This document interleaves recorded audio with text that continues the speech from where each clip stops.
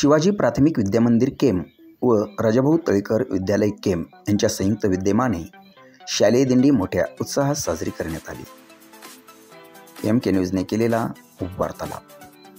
कॅमेरामनसह आलमबाबा मुलानी, करमाळ तालुका प्रतिनिधी, केम.